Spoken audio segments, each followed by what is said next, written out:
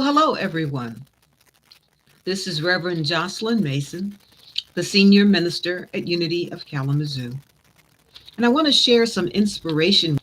And the word for today on this Wednesday, December the 30th, in the year 2020, is reflect. It's the last week of this year. And what a great word, reflect. So let's spend some time thinking about this. The I take time to reflect on how far I've come. I can feel impatient as I travel my spiritual path. I may feel the urge to look ahead to who I want to be, what I want to learn, and the wisdom I am eager to share. No matter how much I grow, how much I come to understand, or how much I heal from my past, there will always be new vistas ahead, new paths to explore, and even more growth opportunities to pursue. I resist temptation to succumb to the feelings of defeat or frustration. Instead, I pause to reflect thoughtfully on the distance I've traveled, the ways I've become stronger and healthier, the forgiveness I've extended to myself and others, and the ways I now express my spiritual nature. I am proud of my progress and eager to continue my journey. And from John chapter 8, verse 32, you will know the truth, and the truth will make you free. The truth will make you free because you will know the truth, because the Spirit of God gives you the measure of truth that you need. So I take time to reflect on how far I've come. Please take time to reflect on how far you have come in this year. This year started off like we were just going to have another new year. And by March, everything had turned upside down.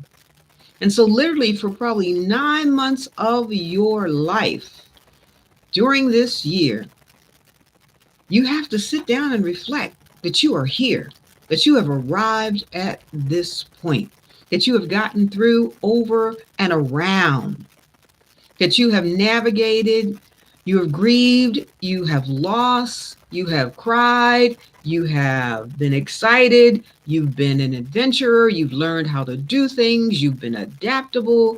So reflect on all of that.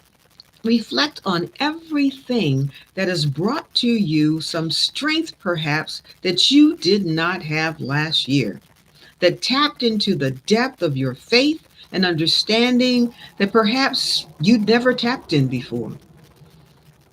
Reflect on how far you've come and all that you have overcome in the year 2020. The Daily Word says that we may sometimes feel impatient about our spiritual path. Our spiritual faith has been challenged this year, no matter what spiritual path that you are walking on.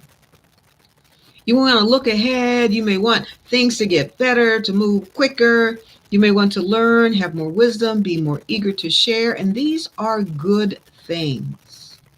These are good things to take what we have learned and share out into the world.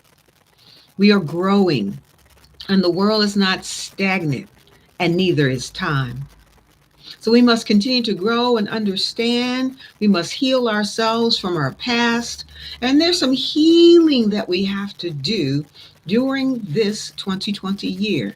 That's why we had our burning bowl ceremony last Sunday, so that we could really reflect on some ways that we needed to heal, some forgiveness that we needed to issue out to against forgiving ourselves and forgiving others as well. So no matter how much you'll grow, how much you come to understand, or how much you heal from the past, there will always be new vistas ahead. 2020 cannot stop us. There's a bright new 2021 on the horizon. We learned from it though. We gained strength. We have more fortitude for this new year.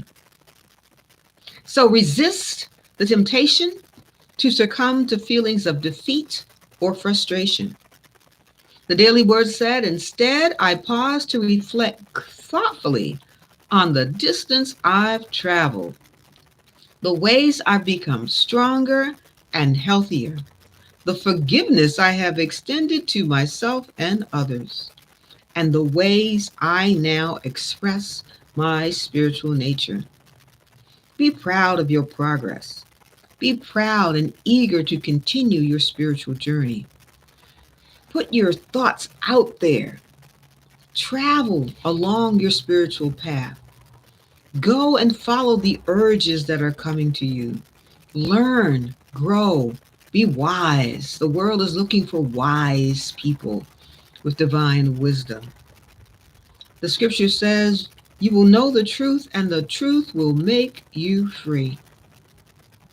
The truth is, you are made in the image and likeness of God.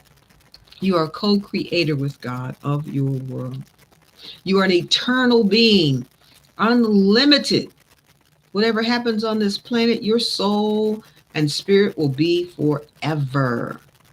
And such is so for all of those beautiful souls that have transcended and left this world this year. Reflect. Take time to reflect on how far you've come. I invite you to journal about it. Get out your notebook and journal about how far you've come this year. Note a list of your so-called failures or your so-called frustrations or sense of defeat on one side of your paper, and note on the other side how you have overcome, what you have learned, the way you have given, the way you have shared of your gifts. Note all of the good that has come from what seems like a year of misery. And be proud of your progress and eager to continue your journey. Let your writings determine some of what you want to do in the next year. Know that you can't be 100% defeated, because within you is the spirit of love, peace, joy, and faith. That's just not for Advent. That's real in all of us. And God bless you today as you reflect and ponder and realize, as you give thanks that you overcame. You have come so far this year, and I am so proud of you for living your best possible life that you could with the circumstances in which you found yourself. I behold the Christ as you. Namaste. And know that the light of God surrounds you. The love of God enfolds you. The power of God protects you, as the presence of God watches over you everywhere God is. And know that all is well. Peace and blessings. Namaste.